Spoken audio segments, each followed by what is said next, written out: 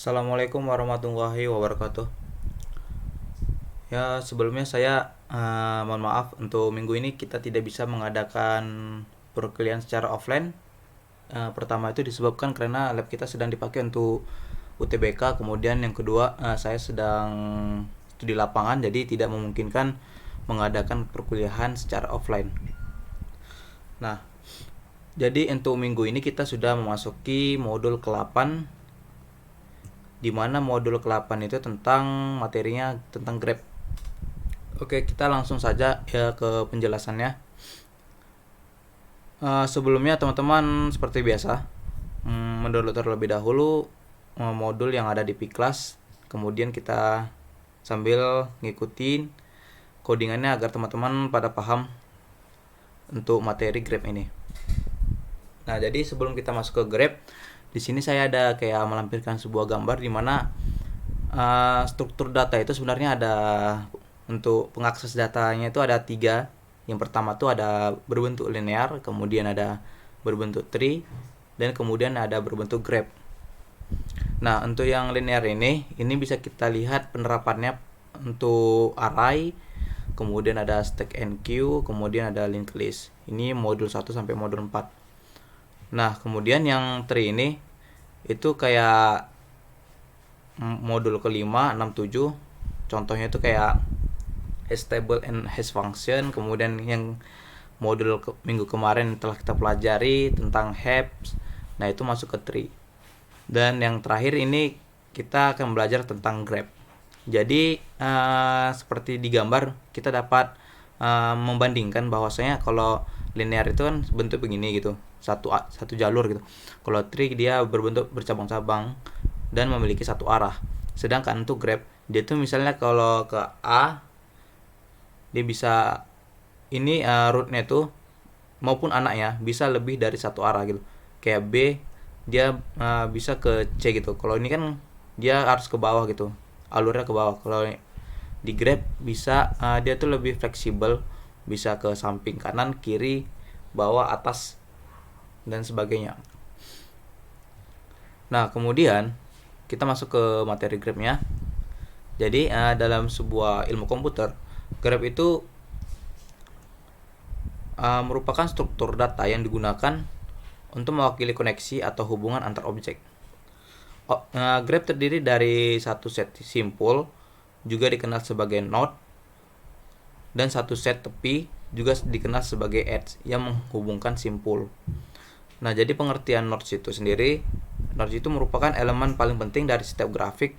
Biasanya digunakan untuk mewakili koneksi node. Misalnya grafik dengan dua node yang terhubung menggunakan edge yang tidak diarahkan menunjukkan koneksi dua arah antara kedua node tersebut. Kemudian ada edge, di mana ini merupakan bagian dari grafik yang menunjukkan koneksi antar node. Edge ini mewakili koneksi antara dua node. Jadi kayak yang ini digambar, node itu yang A, B, C, D, E, F. Sedangkan untuk yang edge-nya itu dia tuh garis yang menghubungkan dua node ini. Kemudian di graph sendiri itu terdapat banyak jenisnya. Dia ada 3 jenis. Yang pertama ini ada undirect graph, yaitu yang graph yang tidak berarah. Jadi bisa kita lihat pada gambar ini bahwasanya dia itu memiliki, jadi A itu dia bisa ke D dan D itu bisa ke A. Nah, seperti kita lihat di samping ini, di mana A itu dia mengarah ke bisa ke B, kemudian C, dan kemudian D. Untuk B dia bisa ke A dan bisa ke E. Jadi dia untuk satu edge ini bisa untuk dua arah gitu. Kemudian yang kedua tuh ada namanya direct graph, yaitu graph yang berarah. Jadi sebelumnya kalau yang undirect dia itu satu edge memiliki dua arah, sedangkan kalau yang direct ini dia tuh memiliki satu arah. Jadi A ini cuman arahnya itu bisa ke B, tapi B ini dia nggak bisa ke A. Jadi contohnya kayak di gambar ini, dimana A itu dia arahnya pasti akan ke B, kemudian ke C. Sedangkan B dia akan ke E sesuai dengan anak panah yang ditunjuk. Nah, yang terakhir ini ada jenisnya itu weight graph, yaitu graph tertimbang, dimana Dia ini mirip seperti direct tadi. Dia itu berarah tetapi dia itu memiliki nilai. Nah, kayak contohnya ini A, kemudian jika dia ke B, maka dia tuh memiliki nilainya itu 2. Kemudian dia ke C itu memiliki nilainya tuh 4. Kemudian di sini saya untuk pembacaan datanya tuh dia tuh ada 2 jenis juga. Jadi dia di sini ada agency list, kemudian di sini ada agency matrix. Nah, jadi kalau berbentuk matrix sama kayak yang listnya, tapi dia berbentuk matrix kayak gini, ada baris dan ada kolom. Contohnya dia kalau A ke A itu kan nggak ada ya. Kemudian kalau A ke B itu menghasilkan nilai 4. Kemudian kalau A ke C itu menghasilkan nilai 3. Kalau A ke D, kalau nggak ada itu dinolkan aja. Nah, dan seterusnya. Jadi pasti kalau dilihat dari perbandingan list dengan matrix, bahwasanya yang mudah dipahami pasti kita menggunakan list. Kenapa? Karena selain mudah dipahami, untuk penambahan simpul dia kita lebih mudah ketimbang kita menggunakan matriks ini. Kemudian matriks ini kan itu lebih boros istilahnya gitu, lebih boros memori, sedangkan untuk yang list ini kita penggunaan tuh kayak singkat gitu, makanya mudah dipahami oleh pemula, lebih efektif. Nah, untuk implementasi di dalam bahasa C++, di sini saya menggunakan standar library. Jadi ada cara manualnya juga, tapi saya sini menggunakan library yang telah disediakan, yaitu kita menggunakan library vector dan menggunakan fungsi yang ada di vector ini, contohnya itu pushback. Nah, jadi kita untuk codingannya di sini ada kayak dua prosedur, dimana satu untuk menambahkan edge, yang satu itu untuk mencetak. Jadi ini untuk contoh yang saya berikan ini masuk ke dalam undirect. Undirect tadi kan dia edge-nya itu bisa 2 arah. Nah, maka daripada itu di sini kan ada namanya point edge, add edge gitu kan, menambahkan edge. Kemudian di dalam parameternya itu kita menggunakan vektor. Kemudian di dalam vektor itu ada array. Ada array. Dan ada ini yang paling penting, 2 bilangan yang akan kita masukkan nanti. Dia ada U, kemudian ada V. Maka nanti UV ini masuk ke dalam yang ini, array dari ADJ ini. Nah, di dalam prosedur ini kita memberikan nilai. Jadi ADJU itu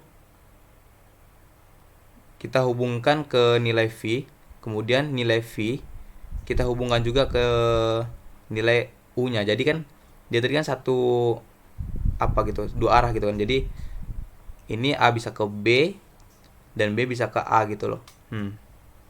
Jadi ini kita memberikan nilai di dalam sebuah array-nya ini. Kemudian yang kedua tuh ada prosedur untuk mencetaknya. Ini sama seperti mencetak pada umumnya. Jadi untuk parameternya itu di sini kita menggunakan yang integer V doang. Kemudian di mana kita buat integer V itu sama dengan 0, kemudian V lebih kecil dari VI yang ini di dalam parameter. Kemudian kita incrementkan V yang di sini. Jadi dia 0, 1, 2, 3 dan seterusnya.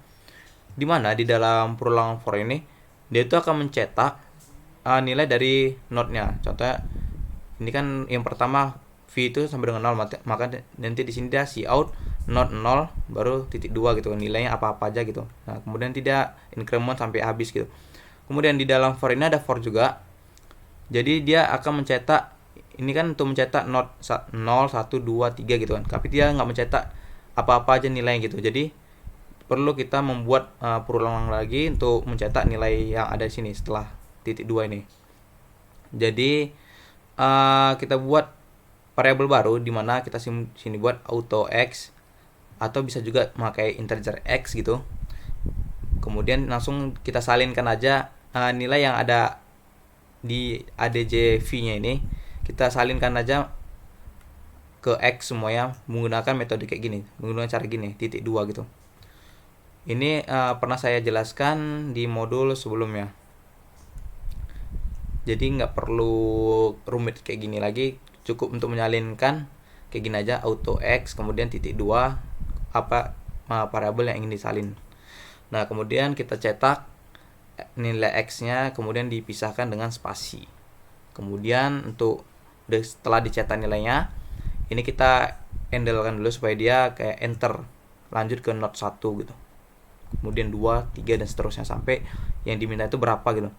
Nah, kemudian kita masuk ke program utamanya. Di sini ada kayak, nah ini untuk jumlah grabnya itu ada berapa? Di sini ada 5. Jadi kan ini V besar ya.